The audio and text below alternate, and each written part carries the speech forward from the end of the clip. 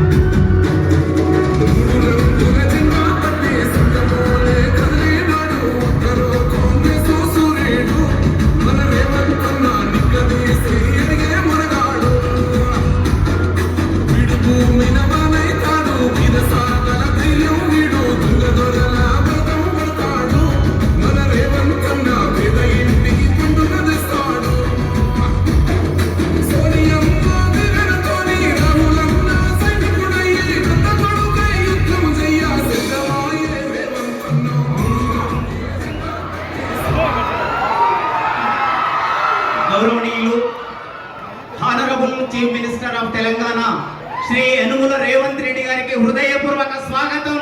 గట్టిగా అందరం కూడా గట్టిగా చెప్పడం ద్వారా మన ప్రియతమ నాయకులు ముఖ్యమంత్రి గారికి స్వాగతం పలుకుతున్నాం. అలాగే శ్రీ దామోదర్ రాజనరసింహ గారు honourable minister for science and technology of Telangana, animal husbandry, dairy development and fisheries, sports and youth services Shrimati DK Aruna, honourable MP Mahabub Nagar గారు, శ్రీ మల్లు రవి గారు, హానరబుల్ ఎంపీ నాగర్ కర్నూల్ గారు, Shrimati Vijayendra Boyi IAS collector and district, Shri Ganapathi Reddy గారు MD EWIDC principal triple IT Mahabub Nagar గారు. Educational institutes and irrigation projects. Our first Prime Minister Pandit Jawaharlal Nehru has said, my top priority, most priority, irrigation is going to solve your food security problem. Nagarjuna Sagar, Srisailam, SRSP, all these irrigation projects are constructed by Pandit Jawaharlal Nehru. So he has created many irrigation projects and educational institutes. Today we are competing with US or any other developed country just because of our education, our language. Language is a communicative weapon and knowledge is something from communication. These two are two parallels. If you have language, you can communicate any person. If you have knowledge, you can create anything.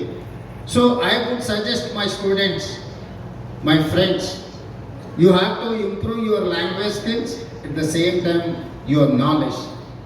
So knowledge is going to pay you. If you have language and knowledge is not only sufficient for your career, hard work, your commitment is necessary.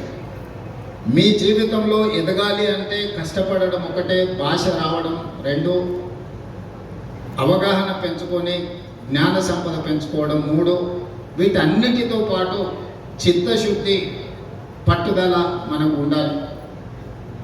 ఒక మార్మూల అచ్చంపేట శాసనసభ నియోజకవర్గం నుంచి ప్రభుత్వ పాఠశాలలో చదువుకున్న నేను మొట్టమొదటిసారి ప్రజా జీవితంలోకి ఎంటర్ అయింది ఇక్కడనే మిడ్జిల్ మండలం జిల్లా పరిషత్ మెంబర్గా 2006, 2009లో 2006లో జెడ్పీటీసీ, 2007లో ఎమ్మెల్సీ, 2009లో ఎమ్మెల్యే, 2014లో మళ్ళీ ఎమ్మెల్యే, 2019లో పార్లమెంట్ సభ్యుడిగా, 2023లో తెలంగాణ రాష్ట్ర ముఖ్యమంత్రిగా 17 సంవత్సరాలుగా భారతదేశంలో ఉన్న అన్ని చట్టసభలలో పనిచేసిన, జిల్లా పరిషత్లో పనిచేసిన, శాసన మండలిలో అనుభవం ఉన్నది, శాసనసభ్యుడిగా అనుభవం ఉన్నది, పార్లమెంట్ సభ్యుడిగా అనుభవం ఉన్నది. సరాసరిగా ఏ మంత్రి బాధ్యత చేపట్టకపోయినా ఈరోజు పెద్దలందరి సహకారంతోనే తెలంగాణ రాష్ట్ర ముఖ్యమంత్రిగా 2 సంవత్సరాలు పూర్తి చేసుకొని 3వ సంవత్సరంలో నా బాధ్యతను నిర్వహిస్తున్నా. దీనికి ప్రధానమైన కారణము ప్రజలకు ఏదైనా చెయ్యాలి, అవకాశం వచ్చినప్పుడు ప్రజలకు మేలు జరిగే విధంగా ఆలోచన చెయ్యాలి. ప్రపంచంతో పోటీ పడాలి అని అంటే మనకు ఏ విజ్ఞత ఉండాలి, ఏ విజ్ఞానం ఉండాలి అనే దాని మీద ఆలోచన చేసి ఈరోజు తెలంగాణ రాష్ట్రాన్ని ముందుకు తీసుకువెళ్తున్నా.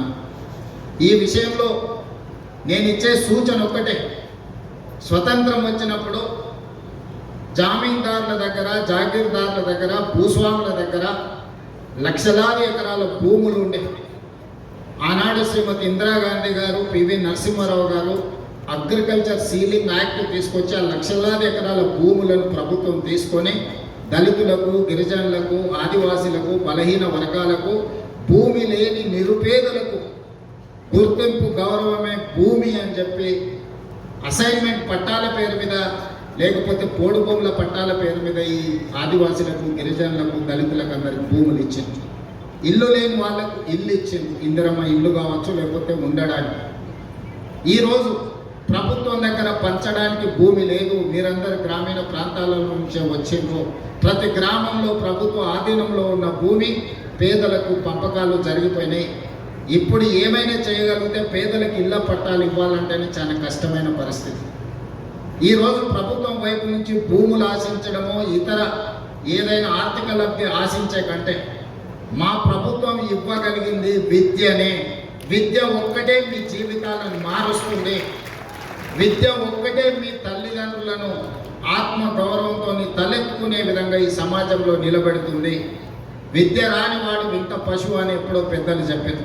ఈరోజు ఈ సమాజంతో పోటీ పడాలి అని అంటే, ఈ సమాజంలో అభివృద్ధి చెందిన పౌరులుగా మీకు గుర్తింపు రావాలి అని అంటే మీరు విద్యలో రాణించాలి. అందుకే ఈరోజు విద్యనే ప్రథమ ప్రాధాన్యత కింద మా ప్రభుత్వం తీసుకొని ముందుకెళ్తుంది. Education is my top priority. అందుకే ఈరోజు not only IIIT engineering college, law కాలేజ్ని కూడా ఈరోజు పాలమూరు యూనివర్సిటీలో మహబూబ్ నగర్ జిల్లాకు మనం ఇవ్వడం జరిగింది. ఇవే కాదు, ఈచ్ అసెంబ్లీ కాన్స్టిట్యున్సీలో young India integrated residential schools with 25 acres campus we are going to spend 200 crores for each education institute.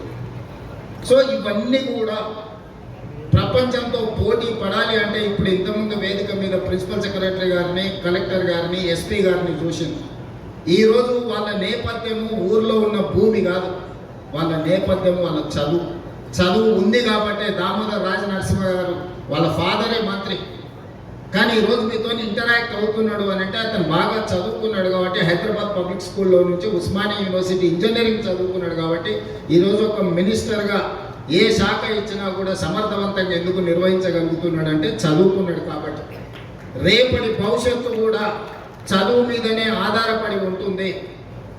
చదువు లేకపోతే మన భవిష్యత్తు గాఢాంధకారం అవుతుంది. అందుకే ఈ జిల్లాలో ప్రతి నియోజకవర్గంలో young India integrated residential schools, లా college, engineering college, medical college, IIIT ఏమేమి కావాలో అన్నిటినీ ఈరోజు మనం తెచ్చుకున్నాము. ఇవ్వగలిగిన స్థానంలో మనం ఉన్నాం.